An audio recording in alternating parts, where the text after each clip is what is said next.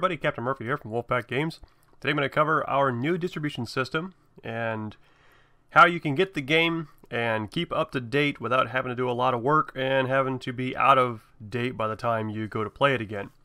So our average update schedule, and this is for the external schedule, can be in between one update a day, or it could be one a month, could be one every 2 months.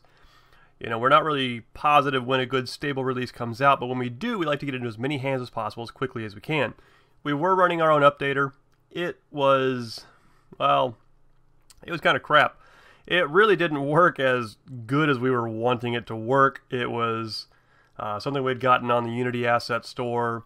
It functioned, but we ran into a ton of issues, specifically in the cross-platform section. So a lot of times I run into problems trying to push out, cross-platforms and that. And finally, we just got tired of it and just stopped doing that. Or we're just releasing these full builds, which the game is currently around 350 to 400 megs, and even compressed, it's over like 160. So releasing a new build always meant this full build had to be done every single time. Well, now we're running on this platform called itch.io. With itch.io, it allows us to push out patches. So we can make a change if someone finds a misspelling or someone finds a color that's incorrect, something minor like that.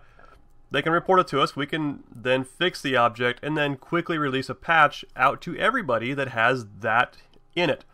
The great part about this is that by using the itch.io client, it allows you to use it as a patcher. So as you can see here, I've got a library of games that I've got set up. And if I choose the Tides of War game, it's going to show me that I played 10 hours so far. I last played it 5 minutes ago. And here's the version I'm on. Is this 3.16.11, 3.38. And it shows that I'm running on the Windows x86 version. I can click and I can check for an update. It's going to say, oh, no, look at that. Tides of War Letters Mark is up to date. I can even look at my local files, so I can go find my screenshots if I want to.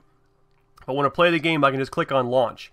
If there's an update out there and itch.io client is running, it'll automatically download that update and keep the game up to date. So every time we release a patch or an update or something like that, it's going to keep your client up to date. The really nice part is itch also allows us as a developer to hook into a update a version check. So we can say, here's our current internal version from inside the game, and then we can say what is the current version that's available on itch.io's servers.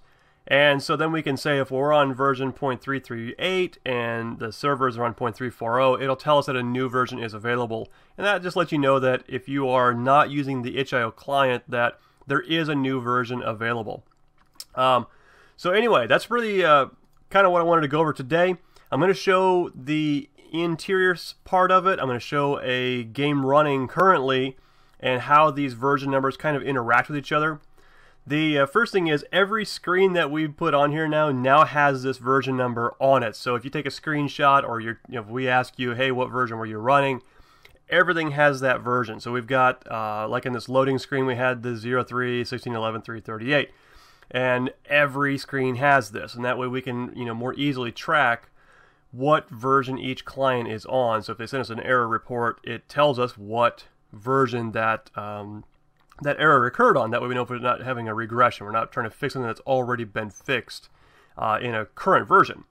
The other thing is that we're using this version ID in our new master server. So when you're going to go join a game and you're going to pick a game to get into, it tells you whether or not that person is also running the same version that you are. So if you're running version 3.38, the version 3.36 may or may not be compatible with that networking package or the game information. So what we like to do is we want to make sure that the versions are compatible. So if we click on play, we go to our server browser, we're going to see that there is a game currently running out there and that there is one of 8 players, the deathmatch game, and this is the version ID of that host.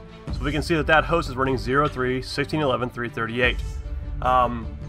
We can also see that my current version here is 03.16.11, 3.38 as well, which means that we're on a compatible version. That's why this one shows up green and we can see that join button there. So anyway, just wanted to let you guys know that we've modified our updating system and we've really tried to take hold of this patching and moving our system over to this itch.io, and hope you guys enjoy it. If you have any problems or any questions about it, let us know. We would like to get some more feedback on the entire patching process and whether or not it's, you know, painless for the end user to use, because it's really all about making sure that our players have a better way to get the latest version and updates and all that. So I hope you guys enjoyed it, and I hope you guys have a great day.